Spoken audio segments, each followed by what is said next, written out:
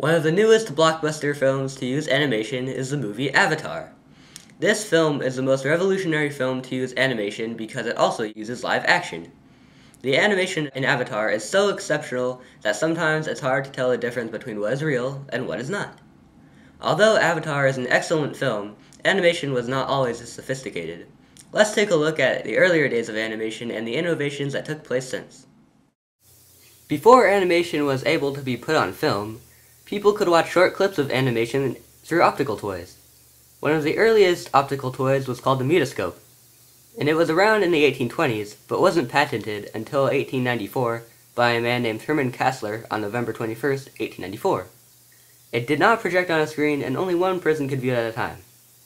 Mutoscopes were found in penny arcades, which are the old-fashioned versions of video arcades, and the person viewing turned a crank handle to flip pictures on a spool inside of the mutoscope to see a short animation through a viewfinder. Mutoscopes were manufactured from 1895 to 1909 by the American Mutoscope and Biograph Company. Although the mutoscope was popular, a new optical toy came around in 1877 called the praxinoscope, and it was invented by a Frenchman named Charles Raynaud.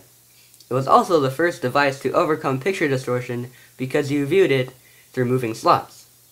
A band of pictures is placed inside a shallow cylinder so that each picture is reflected by an inner set of mirrors.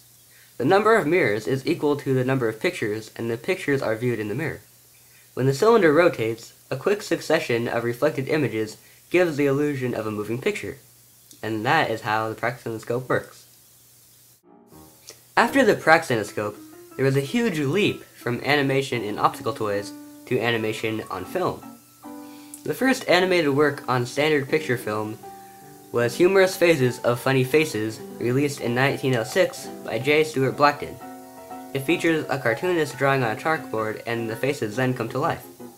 As you can see, the picture is very flickery and grainy, and you can even see the cartoonist's hand popping in the picture at some moments when it's not supposed to.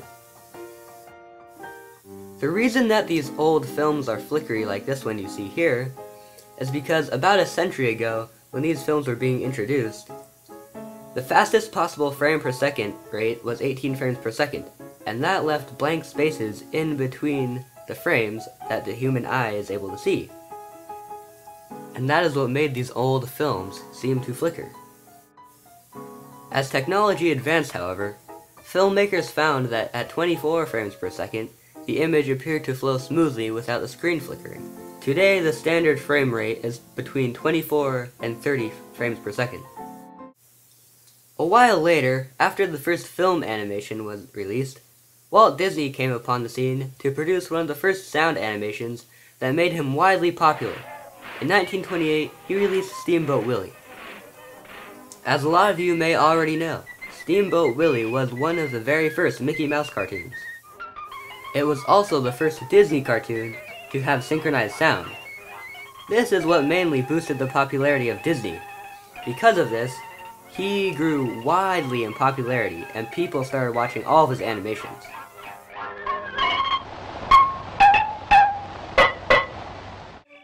Again, in 1932, Disney released another revolutionary animation called Flowers and Trees. The reason this animation is so important is because it was the very first animation to have color in it.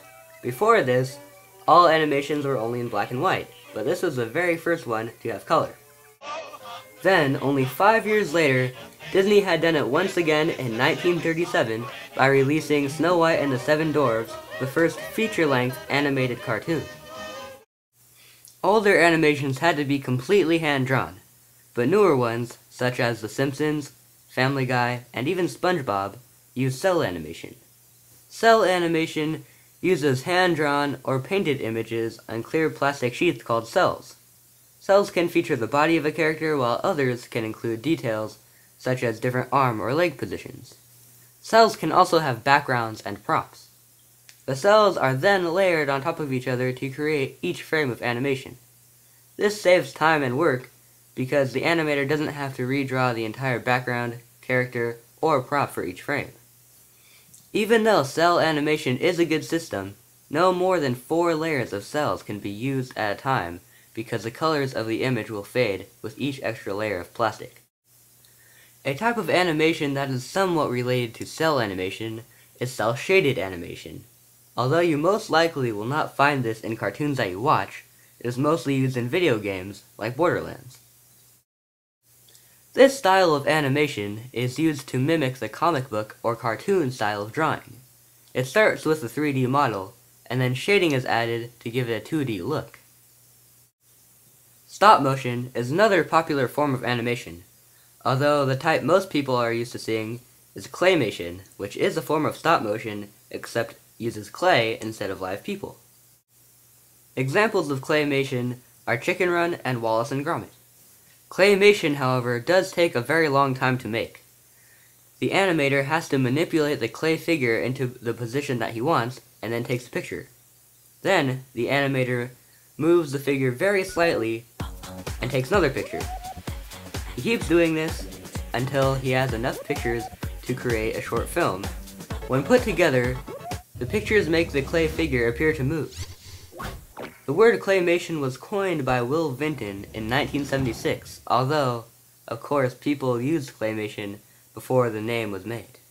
The first ever film to include claymation was the sculptor's Welsh Rarebit Dream in 1908. Live-action stop-motion is made in the same way as claymation, except uses live actors instead of clay. As you can see, these are pictures from my own stop-motion film that I made. Let's see what they look like when they're strung together.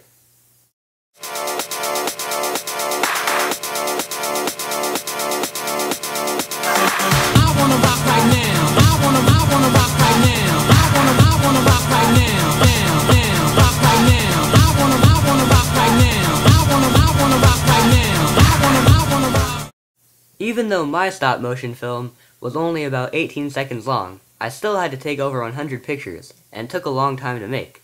So as you can see, this is very tedious work and does take a long time. The newest type of animation, also the one that has revolutionized the industry the most, is computer-generated imagery, otherwise known as CGI. CGI is a type of computer graphics that lets you create 3D graphics and special effects in film, television, and commercials. CGI is used for visual effects because it is more controllable than other physically based processes.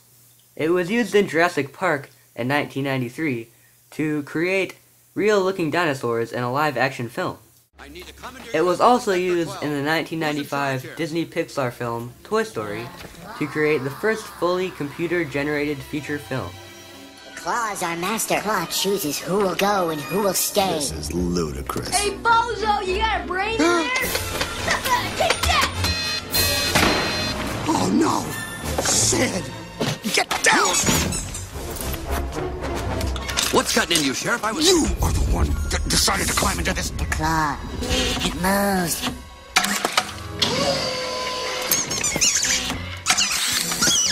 I have been chosen. Farewell, my friends. I go on to a better... Animation was a very important innovation in history because it was a new communication medium and it impacted society by providing a new and creative form of entertainment. From the early days of animation with the Mutoscope, to Steamboat Willie and Snow White, through the dinosaurs of Jurassic Park, and now the Na'vi of Avatar, animators will continue to push the boundaries of animation until one day we might not be able to distinguish between what is real and what is fake. That's all, folks.